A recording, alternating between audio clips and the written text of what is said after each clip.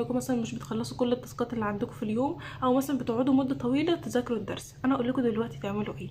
خليكم الدرس اللي بتذاكروه في 5 ساعات حرفيا هتذاكروه في ساعتين ان شاء الله وهتخلصوه. دلوقتي جه دور ان انا هقول لك تعمل ازاي الجدول اللي هتلم بيه كل المتراكم عليك في ال 35 يوم الجايين قبل شهر رجب واجواء رمضان. انا عارفه ان الفتره دي صعبه في ثانويه عامه في حكايه النوم، دخول الشتاء والجو برد وكلنا قاعدين تحت البطاطين ومحدش قادر يقوم من مكانه وكسل فظيع. مش هيجي يذاكر مكانك، مش هيجي يحل في الامتحان مكانك، هو مش هيعرف يعمل لك حاجه. اهلا بيكم ثانويه عامه 2025، اتمنى تكونوا بخير. طبعا طلع لكم بالمنظر ده ليه؟ علشان الجو برد والدنيا بتشتي بره وقاعده مش قادره اتحرك، وكنت قاعده بذاكر بس لقيت كام كومنت جاي على الانستجرام بتسالوني الفتره دي عندكم صعبه قوي، عندكم تراكمات كتير. فانا جاي اتكلم معاكم. انت لو مراكم ودلوقتي لسه على شهر 12 تقريبا اسبوع، إيه اللي منعك انك تبدا؟ هتقولي اصل انا مش عارف مش هلحق وان انا متاخر واللي بدا من 4 شهور. طب وانت قدامك دلوقتي قد ايه؟ انت قدامك دلوقتي شهر 12 و1 و2 و3 و4 و5 و6، وغير شهر الامتحانات كل ماده وماده بينها اسبوع، يعني حرفيا 7 8 شهور. متاخر في ايه؟ اصل شرح معرفش شابترين في الاحياء وشابترين في الفيزياء وشابترين في الكيمياء. طب ما انت تقدر تلمهم. في الفيديو ده انا هتكلم معاك اول حاجه عن التراكمات دي ازاي تخلصها كلها. طبعا هو هقول لك جدول ازاي تلمها في الفتره دي اللي هو الاسبوع اللي باقي من 11 وشهر 12 كله. بس عاوز اقول لك حاجه، انت عندك التراكمات دي ليه؟ عشان انت بعيد عن ربنا. حاول تصلح علاقتك بربنا وتصلي. من صلحت صلاته صلحت سائر اعماله. انت لو صليت وعلاقتك مع ربنا بقت كويسه صدقني كل مشاكلك هتحل. بلاش تفضل تسيح لوالدتك ووالدك وزمايلك والناس والمدرسين، وتيجي مثلا تكلمني في الكومنتات ان انت مراكم ومش عارف تعمل ايه وحياتك واقفه. انا هفيدك بايه؟ حتى لو قلت لك بعض الادفايس والنصايح مش هعملك حاجه. لو رحت قلت لوالدتك لوالدك لاي حد صحتيله مش هيجي يذاكر مكانك، مش هيجي يحل في الامتحان مكانك، هو مش هيعرف يعمل لك حاجه. الوحيد اللي انت لو رحت قلتيله انك متاخر او انك مثلا مش عارف تعمل ايه وتايه، هو الوحيد اللي ينقذك ربنا. روح ارجع له وصلي وعيط في الصلاه واحكي له انك مش قادر مش عارف تعمل ايه، انت حياتك بايظه. هيقف جنبك ويخليك تلم التراكمات وتتغلب على كل المشاكل اللي هتواجهك باقي السنه. فاول حاجه هنصحها لك دلوقتي انك تصلح علاقتك بربنا. عاوز اقولك حاجه، بلاش تسمع كلام الناس اللي هتيجي تقولك هلم التراكمات كلها في الاسبوع اللي قبل شهر 12.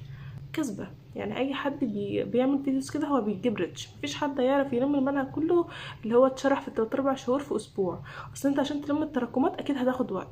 فالاسبوع ده مثلا مش هتعرف تذاكر مثلا 8 دروس احياء، 8 دروس كيمياء، 8 دروس فيزياء، معرفش 4 يونت انجليش. كل ده كذب.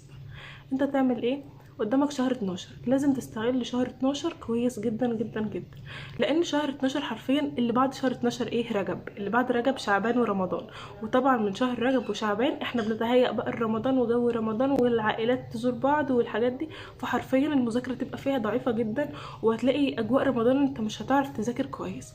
فمن دلوقتي تستغل شهر 12 كويس جدا جدا وتحاول تلم كل المتراكم عليك. طب هتعمل ايه؟ هتعمل جدول من دلوقتي لاخر شهر 12. الجدول ده هيبقى عباره عن حوالي 35 يوم. 35 يوم دول انت هتقسم الدروس اللي عندك مثلا 7 دروس في الاحياء، 7 دروس في الكيمياء، 7 دروس في الفيزياء. هتبدا تقسمهم على الايام، مثلا كل يوم درسين وهكذا. يونت الانجليش عندك 4 يونت او 5 يونت، هتبدا تقسمهم على 35 يوم دول.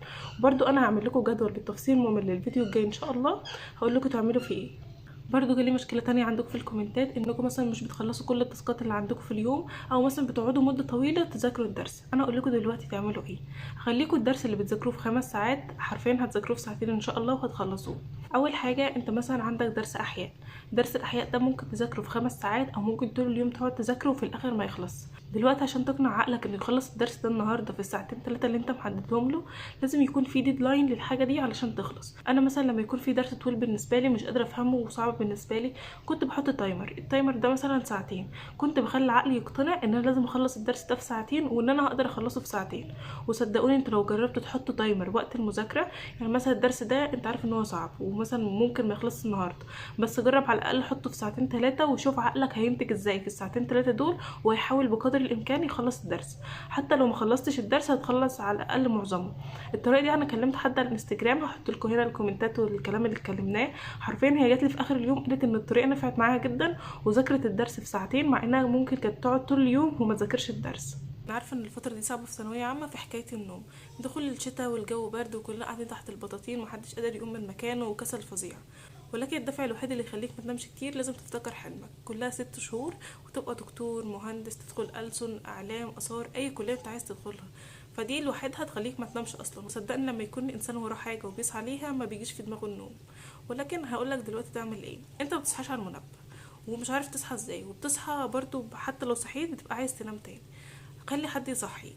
انا ما كنتش بعرف اصحى على المنبه ولا بسمعه لحد الان، اصلا لازم اخلي حد يصحيني. فانت خلي حد يصحيك، قول له يصحيك الساعه كذا وهو يصحيك، وبجد هيصحوك عشان انت ثانويه عامه. تاني حاجه، انت ممكن تصحى وبعدين تدخل تنام تاني، او مثلا لما تذاكر على المكتب تحس انك عاوز تنام، اقعد في حته برد.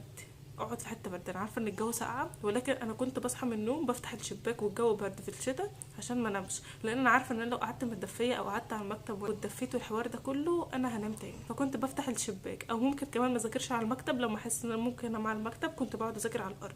فاعمل كل الطرق اللي تخليك ما تنامش. ممكن تاخد دش ساقع. انا عارفه ان الحوار صعب جدا جدا في الشتاء، ولكن انا جربته والله علشان ما انامش. فانت ممكن تاخد شاور ساقع لما تصحى، وان شاء الله مش هيجيلك برد عشان ما يضايقش عليا.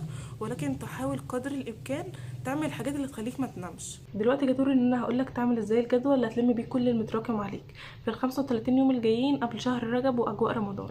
انت لازم تستغل شهر 12 ده كويس جدا جدا جدا، لانك هتندم ودي فرصتك الاخيره صدقني.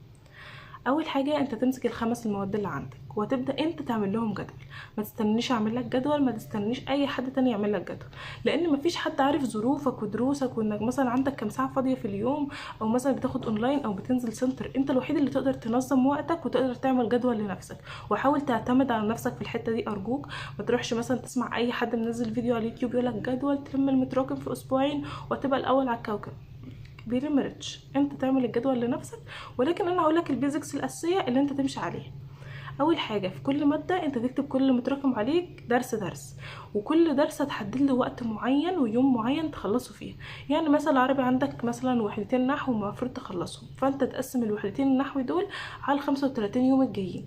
انت تقدر مثلا تذاكرهم في 3 ايام او 4 ايام، مثلا كل واحده تقدر تاخدها على يومين. انا ممكن اقول لك مثلا كل يوم تاخدها في يوم، انا ما اعرفش قدرتك في المذاكره. فانت هتعمل كده، هتقسم الدروس حسب قدرتك واستيعابك على فهم الدرس، وهتبدأ تقسم كل المواد اللي عندك حسب قدرتك على الفهم وتقدر تستوعب في اليوم كام درس. مثلا 35 يوم كافيين جدا جدا انك تلم كل المتراكم عليك بلا نقاش. مش هيبقوا كتير، ممكن مثلا كل يوم هتذاكر درسين في كل مادة، بلس ان انا ارشح ان انت تذاكر مادتين كل يوم، مثلا مادة اساسية زي الكيمياء والفيزياء او الاحياء، وفي اخر اليوم هتذاكر عربي او انجليزي. وارشح لما تيجي تبدا في المذاكره في اليوم عامه انك تذاكر الماده الصعبه. سيبك باللي يقولك ابدا بالماده السهله وهتحس انك بتنجز وعقلك هي معرفش ايه. ابدأ بالمادة الصعبة، عقلك لسه هيبقى في كامل تركيزه وهتقدر تستوعب المعلومات أسرع وهتقدر تنجز في المذاكرة. لو حطيت المادة الصعبة دي في الآخر طاقتك هتكون خلصت على مواد سهلة ملهاش لازمة. مفيش مواد ملهاش لازمة، بس مثلا الطاقة اللي بذلتها في المادة السهلة دي كنت ممكن تستفاد منها في مادة أصعب. هي الفكرة كده، مش فكرة ان انت مثلا تبدأ بالسهل عشان تبقى خلصت كتير. فكك بالحوار ده، واستنوا الفيديو الجاي ان شاء الله هنزله لكم في خلال يوم او 2 بس. هخلص امتحانات لان انا بجد بمتحن ومزنوقه جامد. واللي مخليني اصور الفيديو ده بالشكل ده ان انا كلمتكم على الانستجرام وقلت لكم ان انا هنزل الفيديو النهارده، فلقيتكم بتسالوني وانا مزنوقه في المذاكره، فقلت اطلع اتكلم معاكم واقول لكم اهم الحاجات الرئيسيه. بس الفيديو الجاي ان شاء الله هتكلم معاكم عن شهر 12 ازاي تستغلوه صح. هنتكلم في معسكرات وجداول كويسه جدا تقدروا تمشوا عليها، سواء بقى بتعرف تذاكر الصبح بتعرف تذاكر بالليل. هنتكلم على الدروس والسنتر والاونلاين، هنتكلم على كل حاجه بالتفصيل ممل. ولو وصلت لنهايه الفيديو متنساش تعمل لايك للفيديو وسبسكرايب للقناه، وانتظروا الفيديوز الجايه. سلام.